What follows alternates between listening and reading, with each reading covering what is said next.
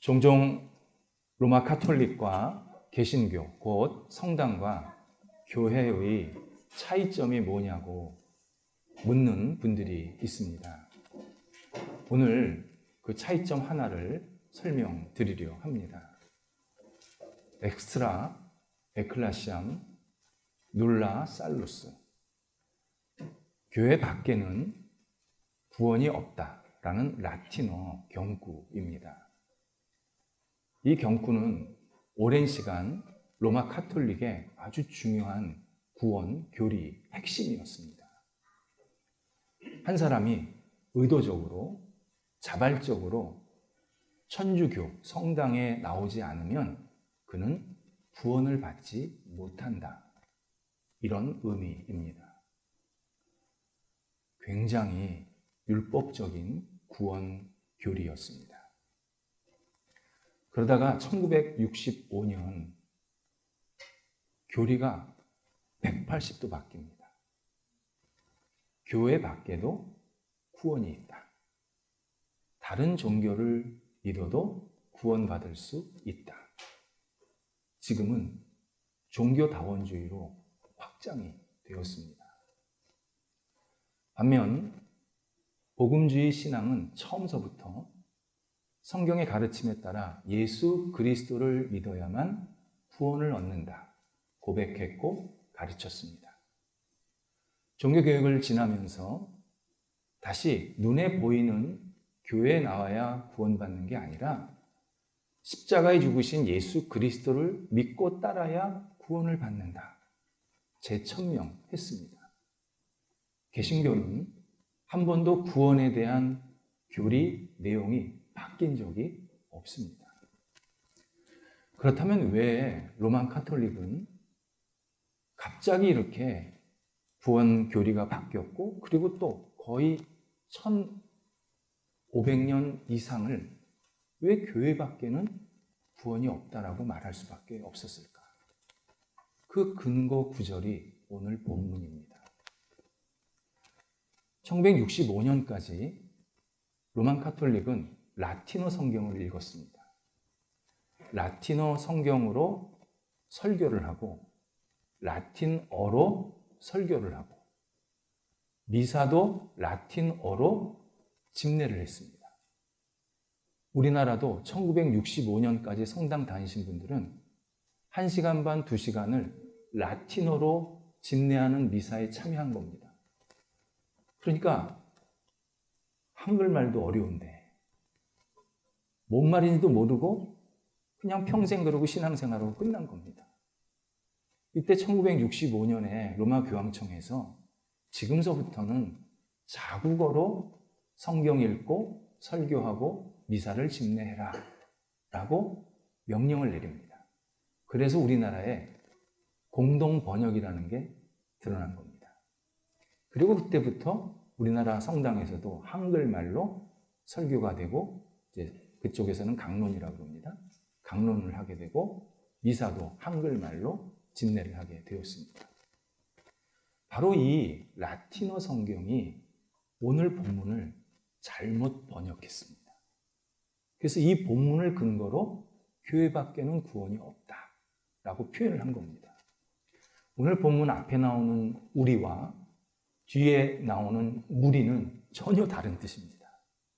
거기에 본문에서 중요한 것은 이 우리 무리가 아닌데 라틴어는 이 우리 무리를 교회라고 번역을 했고 굉장히 중요하게 여겼습니다. 그래서 이렇게 해석을 하는 겁니다. 교회 안에 들어오면 구원을 받지만 교회 밖에 있으면 구원을 얻을 수 없다. 다른 무리다. 그렇게 표현과 번역을 한 겁니다. 그런데 오늘 본문은 그런 뜻이 아니라 전혀 다른 의미입니다. 먼저 오늘 본문에서 중요한 단어는 다른 양입니다. 다른 양. 그러니까 이것을 조금 풀어서 해석을 하면 예수님을 믿고 그분을 나의 선한 목자로 고백하는 사람은 그의 양이 되는데 주변에 보면 다른 양이 있다. 예수를 믿지 않는 사람들이 있다. 그들도 예수님께서 인도하시면 예수님의 무리 안에 들어와서 결국 구원을 얻을 수 있게 하신다라는 내용입니다. 그러니까 오늘 본문은 아직 예수를 믿지 않는 다른 양이 하나님의 인도함을 받아서 구원을 받을 수 있는 가능성이 있다. 예수님께서 인도하시면 충분히 그는 구원을 받을 수 있다라는 우리에게 굉장히 긍정적인 메시지를 지금 주고 계십니다. 다만 그 다른 양이 지금은 자기가 예수님의 인도함을 받고 있는지를 모르는 겁니다. 나중에 예수를 믿고 예수님 안에 거하다 보니까 내가 그때 다른 양이었는데 예수님이 나를 인도하셔서 예수님 무리 안에 넣어주셨구나 라고 고백을 하게 만드시겠다는 겁니다. 예수님께서 다른 양이라고 하실 때 그 첫 번째 다른 양의 의미는 당시 율법주의 신앙에 빠졌던 유대인들이었습니다. 당시 유대인들은 온전한 신앙생활을 하지 않았습니다. 하나님 알았습니다. 그런데 매우 형식적이고 관습적인 신앙생활을 했습니다. 그래서 구원을 받지를 못한 겁니다. 그래서 계속 예수님께서 지적을 하신 겁니다. 너희들 지금 이렇게 신앙생활하면 구원 없단다. 바로 이 사람들을 대상으로 예수님께서 다른 양이 되고 있지만 인도하셔서 너희들 가운데도 구원을 받을 사람이 있다. 약속을 해주시는 겁니다. 우리도 신앙생활하다 보면 좀 잘못된 동기에 의해서 신앙생활하는 사람들이 있습니다. 정말 예수님을 잘 믿으려고 하는 게 아니라 뭔가 다른 생각 가지고 다른 목적을 가지고 교회에 나오고 신앙생활하는 사람들이 있습니다. 이때 그 사람이 계속 하나님을 바라보고 있으면 예수님께서 그 사람들 가운데 잘 이끌어 주셔서 올바른 신앙생활을 할 수 있게 구원받는 신앙생활을 할 수 있도록 이끌어 주시겠다. 약속하시는 장면입니다. 또 하나가 하나님을 잃어버리고 삶의 문제 때문에 허덕이는 사람이 다른 양입니다. 바로 이 앞에 나왔었던 가늠한 여성, 그리고 날 때부터 시각장애인으로 살았던 한 사람. 이 사람들은 하나님을 잊어버리고 자기 문제 때문에 허걱거리고 있었습니다. 어떻게 해야 될지를 모르고 있었습니다. 이때 예수님께서 그들을 만나주십니다. 그리고 그들이 삶의 문제가 해결받게 하시고 구원의 자리로 들어오게 만드십니다. 우리는 삶의 어려움 때문에 굉장히 힘들어하지만 그 삶의 어려움이 예수님을 만날 수 있는 통로가 되게 하시겠다. 우리에게 또 말씀하고 계십니다. 또 하나가 비유대인, 곧 이방인을 말합니다. 이 당시 이방인들은, 비유대인들은 하나님과 예수 그리스도를 전혀 알지 못했습니다. 그런데 예수님께서 십자가에 죽으시고 부활하신 후에 제자들이 온 사방을 다니면서 예수님을 증거하게 됩니다. 그래서 비유대인들도 예수님에 대해서 듣게 되었고, 하나님이 계시구나. 예수님께서 우리를 위해서 이런 일들을 하셨구나. 깨달으면서 예수를 믿게 되었습니다. 바로 이 비유대인들, 예수님께서 지금은 너희가 다른 양이지만 인도하셔서 결국 내 양으로, 내 안에 들어오게 하시겠다 약속을 하시는 겁니다. 그 혜택받은 사람 중에 하나가 우리입니다. 우리는 하나님의 하자도 몰랐는데 제자들과 많은 신앙의 선조들이 복음을 전해줘서 우리나라까지 지금 이 시간 우리가 예수님을 믿게 되었습니다. 그래서 오늘 본문에서 또 하나 중요한 단어가 내가 인도하여야 할 터이니, 이 표현입니다. 내가 인도하여야 하리니, 미래 당위형, 미래 필요형에 해당하는 단어입니다. 신약성경에서 예수님께서 직접 내가 뭐뭐 해야 하리니 라고 확실하게 말씀하신 게 오늘 본문 말고 세 군데 더 등장합니다.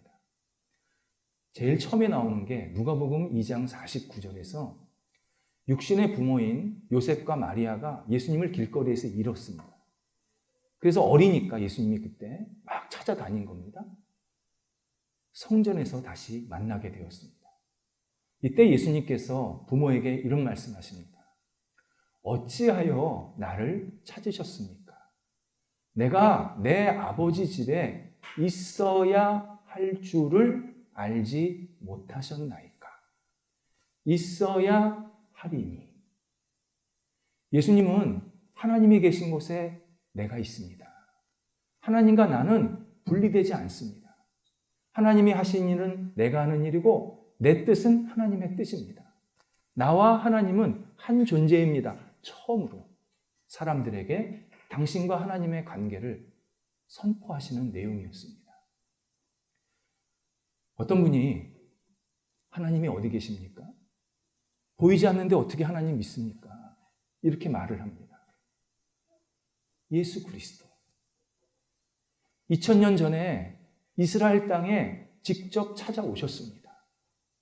거니셨습니다. 말씀하셨습니다. 생활하셨습니다. 사람들 만나셨습니다. 그 기록이 그대로 성경에 나옵니다. 예수 그리스도를 믿으면 하나님 믿는 겁니다. 예수 그리스도 믿으면 절대 잘못된 길로 가지 않습니다. 예수 그리스도 믿으면 하나님 자녀 되는 겁니다. 자꾸 하나님 없다고 얘기하지 말고 예수 그리스도를 믿으면 하나님이 확 들어옵니다. 그래서 내가 지금 하나님을 제대로 믿고 있구나 깨닫게 만드십니다. 또 하나가 누가복음 19장 5절에서 예수님께서 삭개오에게 이런 말씀을 하십니다. 오늘 내가 내 집에 유해야 하리니 너와 함께 있어야 하리니 라고 말씀하십니다. 예수님께서 삭개오를 구원하시기 전에 삭개오를 부르시고 초청하시는 장면입니다. 이때 삭개오가 듣고 올바르게 반응해서 구원을 받게 됩니다. 우리도 마찬가지입니다. 우리를 구원하실 때 반드시 예수님은 먼저 부르시는 시간, 초청하는 시간이 있습니다. 그때 우리가 적실하게 반응을 하면 구원에 들어가는 겁니다. 지금 이 시간, 이 시대 우리가 지금 신앙생활하고 있는 것은 주님의 부르심에 우리가 지금 온당하게 반응하고 있는 중인 겁니다. 그래서 우리는 이 주님의 부르심을 소중히 여겨야 합니다. 평생을 잘 간직해야 합니다. 이 기회를 놓치면 언제 나에게 기회 주실지 모릅니다. 이게 심각한 겁니다. 번호가 지나가면 언제 나한테 번호가 올 줄을 모르는 겁니다. 나를 부르시는 시간이 있다. 내가 응답해야 된다는 겁니다. 가장 잘 아셔서 가장 적당한 때 네가 지금 나한테 응답해야 될 시간이란다. 가르쳐주면서 우리를 초청하고 계십니다. 그래서 우리가 그때 잘 반응하면 평생 주님 안에서 진정한 복의 인생을 되게 만드십니다. 또 하나가 요한복음 3장 14절에서 모세가 뱀을 든 것 같이 인자도 들려야 하리니 말씀하십니다. 예수님 십자가를 반드시 지셔야 된다는 겁니다. 내가 십자가를 지지 않으면, 내가 십자가 위에서 달려있지 않으면 너희가 구원받지 못한다. 너희 죄 용서받지 못한다. 나는 반드시 죽어야 된다. 그래서 너희가 구원받고 하나님의 자녀가 될 수 있단다. 말씀하시는 내용입니다. 또 어떤 분이 이런 질문을 하십니다. 제가 하나님은 계신 줄 알겠는데 하나님이 저를 사랑하시나요? 저는 한 번도 하나님의 사랑을 느낀 적도 경험한 적도 없습니다. 하나님은 저랑 관계없는 분이셨습니다. 저 죽을 똥살똥 제가 살았습니다. 하나님 저 사랑 받지 못했습니다. 여러 가지 대답을 드릴 수 있지만 가장 첫 번째 답이 십자가입니다. 예수님의 십자가는 과거에 있었던 해프닝 아닙니다. 나를 너무 사랑하셔서 나를 살리기 위해서 죽으신 나를 위한 사건입니다. 예수님 지금도 나를 위해서 죽고 계십니다. 내가 절망할 때, 내가 속상하고 어쩔 줄을 몰라 할 때, 내가 너무 힘들 때, 너무 외로울 때, 삶의 실패 때문에 앞이 안 보일 때 예수님께서 십자가에서 죽으시면서 나를 의지해라. 나를 봐라. 내 안에서 너의 모든 문제를 다 못 받고 너 다시 시작해라. 다시 일어서라. 우리들에게 십자가에서 지금도 사랑의 고백을 하고 계십니다. 이 십자가 사랑을 우리가 깊이 깨닫게 되면 우리 마음속에 절대 어둠이 생기지 않습니다. 문제 있지요. 힘들지요. 그런데 이 십자가의 사랑을 내가 받게 되면 그래, 내가 다시 시작해야지. 다시 일어나야지. 용기를 얻게 만드십니다. 예수님께서 못못 해야 하리니 라는 이 말씀을 다시 묵상하면 결국 예수님께서 계획하시고 뜻하신 것은 반드시 이루어진다라는 의미입니다. 예수님께서는 우리를 위해서 어떤 일을 계획하시고 행하실 때 되면 좋고 안 되면 말고 그게 아닙니다. 반드시 그 일이 일어나야 한다는 겁니다. 이유는 그 일이 일어나야 우리가 구원을 받고 우리가 사랑을 체험하고 하나님께 영광이 된다라는 의미입니다. 하나님께서 어떤 일을 계획하고 준비하실 때, 그래서 예수님께서 그것을 그대로 이루려고 하실 때 예수님은 절대 헛된 일을 우리에게 주시지를 않습니다. 그 일을 통해서 하나님께 영광이 되게 하시고 그 일을 통해서 많은 사람들이 살아나게 하시고 그 일을 통해서 반드시 우리를 구원시켜 주시는 놀라운 섭리로 계속 이끌기 위해서 어떤 계획과 뜻을 이루고 계시고 있는 중입니다. 우리는 그래서 예수님께서 하시는 일이 확인이 되면 온전히 의지하고 맡겨야 합니다. 거기에 놀라운 결실들이 맺히기 시작합니다. 많은 분들은 예수님께서 내가 뭐뭐 해야 하리니 당위적으로 인도하시는 것에 대해서 불편하게 생각하고 있습니다. 예수님이 누구신데 내 인생을 인도하십니까? 예수님이 왜 내 인생에 간섭하십니까? 나는 내가 알아서 결정합니다. 내가 알아서 삽니다. 내가 판단합니다. 예수님 내 삶에 자꾸 관여하지 말아주세요. 왜 나를 인도하신다 그럽니까? 나는 내가 알아서 자동적으로 잘 살 겁니다. 지금껏 잘 살았습니다. 이렇게 말하는 사람들이 굉장히 많습니다. 그런데 우리가 진지하게 고찰을 할 필요가 있습니다. 우리는 이 땅에 태어나면서 뭐뭐 해야 한다라는 명령형을 듣고 지금껏 살았습니다. 그런데요, 이 명령형이 다 우리를 잘되게 하는 내용입니다. 잘못되게 하는 내용이 거의 없습니다. 도둑질해라. 나쁜 행동 많이 해라. 그런 말 듣고 산 사람 없습니다. 잘 먹어라. 잠 잘 자라. 건강해라. 네 건강을 조심해서 잘 지켜야 된단다. 운동해라. 적절하게 절제해라.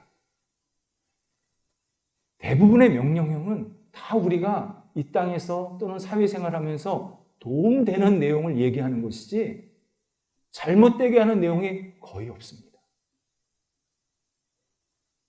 그런데 영적인 세계도 마찬가지입니다. 예수님께서 어떤 일을 해야 한다, 너희가 이렇게 살아야 된다고 말씀하실 때 우리를 더 온전케, 더 성숙하게, 더 의미 있게, 더 목적 있게 살게 하시기 위함입니다. 의심하지 말아야 합니다. 예수님께서 나한테 이거 해야 된단다, 내가 너를 인도해야 된단다 라고 말씀하실 때는 그게 빠지면 내 인생이 잘못된다는 겁니다. 온전치 못하게 된다는 겁니다. 전혀 의미를 느낄 수 없다는 겁니다.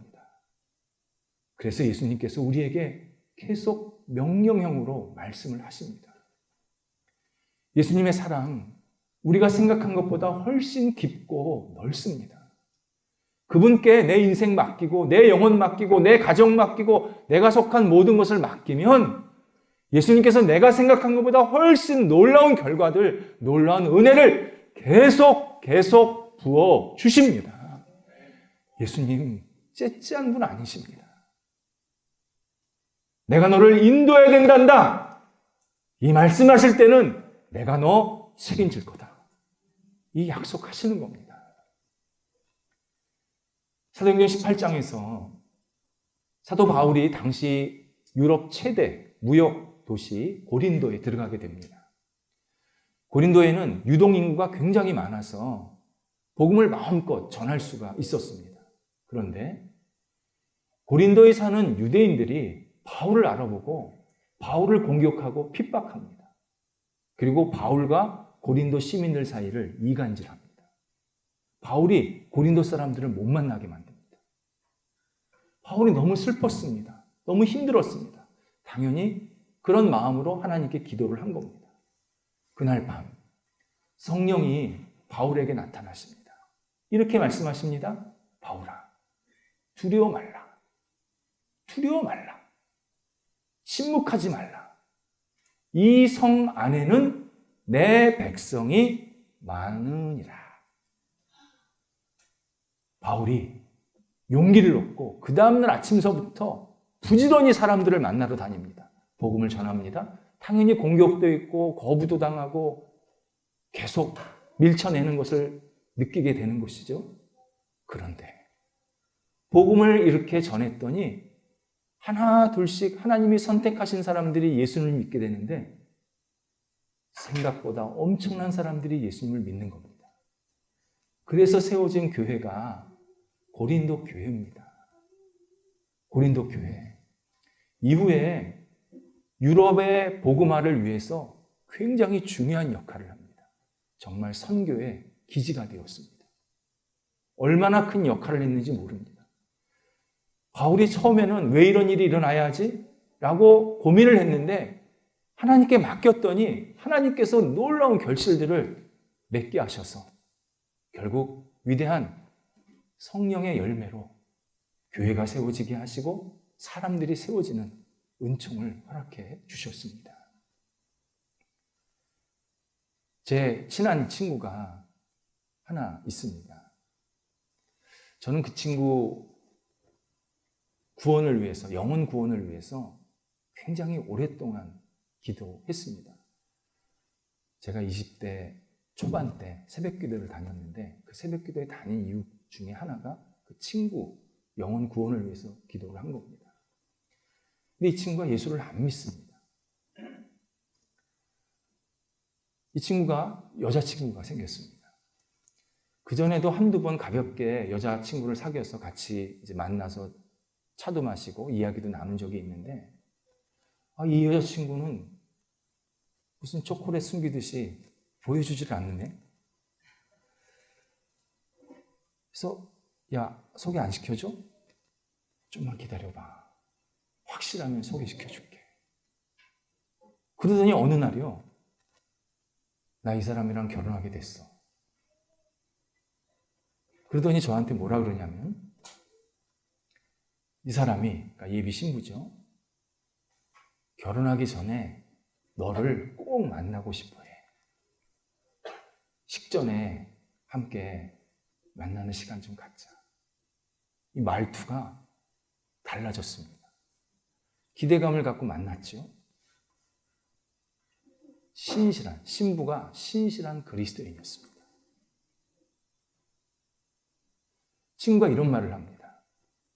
내가 결혼하게 되면 이제 우리 둘이 미국 들어가서 생활하게 되는데 미국 들어가서 신앙생활 잘 하기로 약속했어.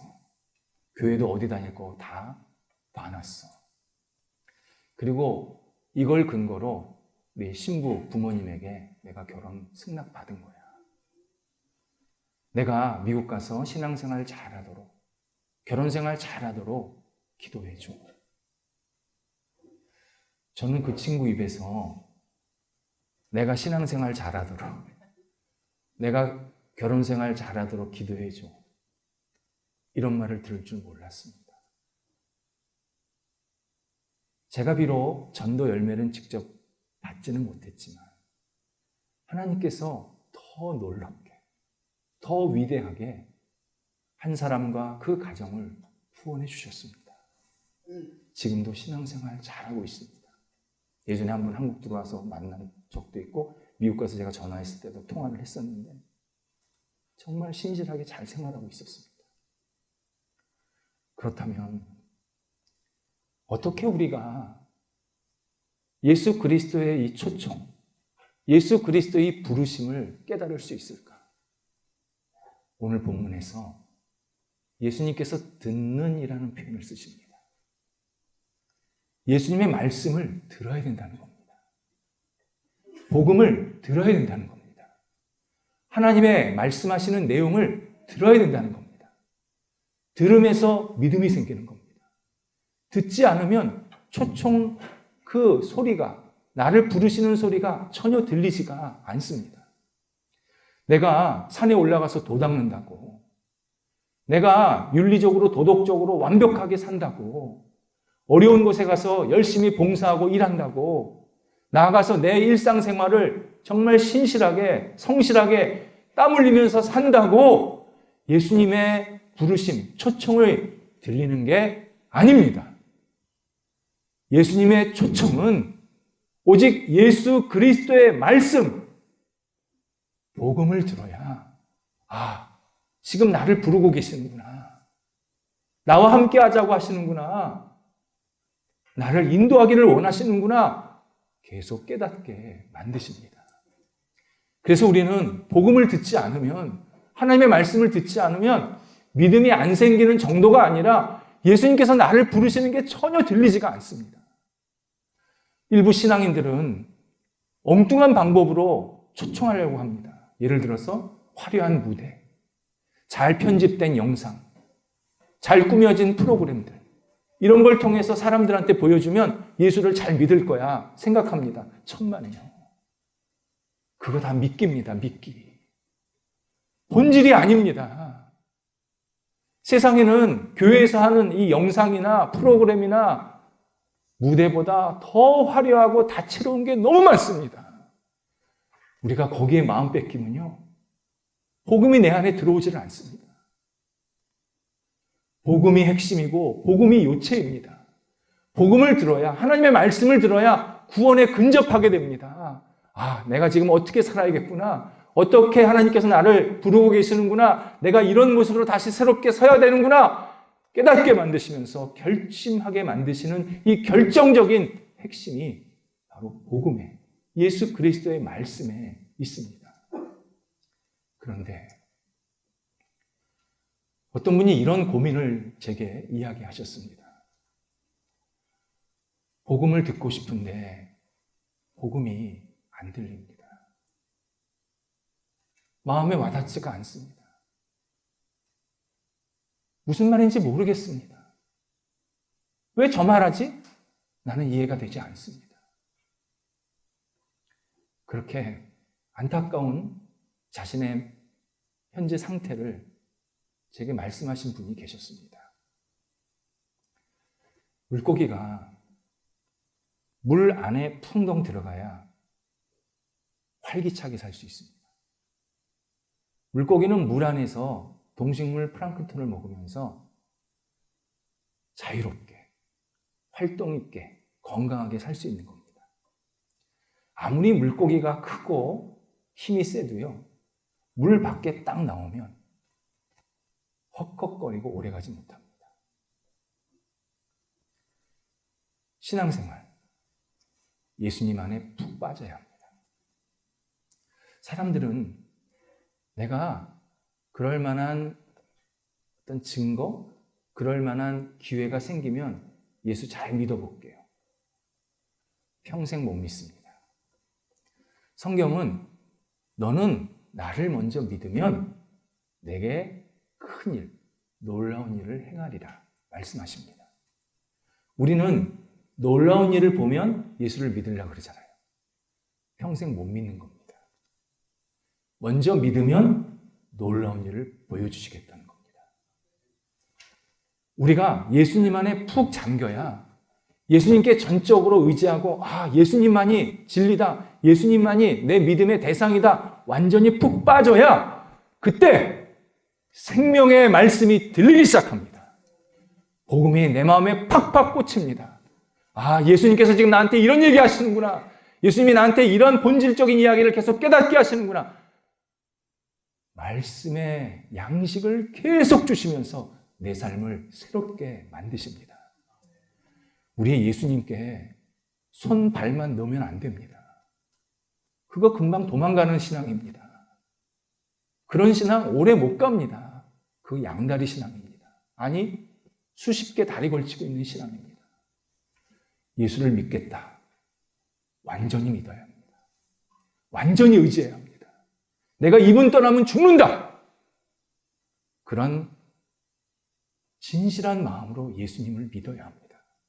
그러면 예수님께서 끊임없는 생명이 있는 말씀과 복음의 능력을 나한테 채워주셔서 내가 이 땅에서 복되고 은혜 넘치고 감사하는 삶으로 계속 살아가게 만드십니다. 기도하겠습니다. 하나님, 예수 그리스도 안에 푹 잠기게 하옵소서. 저희를 인도하시리니 저희가 기쁨으로 인도함 받게 하여 주시옵소서. 저희를 구원시켜 주시리니 저희가 감사함으로 구원에 동참할 수 있도록 역사하여 주시옵소서. 하나님, 예수 그리스도 복음 이외에 그 어떤 것에도 마음 빼앗기지 않게 하시고 오직 주님만을 붙잡고 이 땅에서 하나님의 사람으로 힘차게 살아가는 하나님이 기뻐하시는 사람들로 저희들을 붙잡아 주시옵소서. 예수님의 이름으로 기도드립니다. 아멘.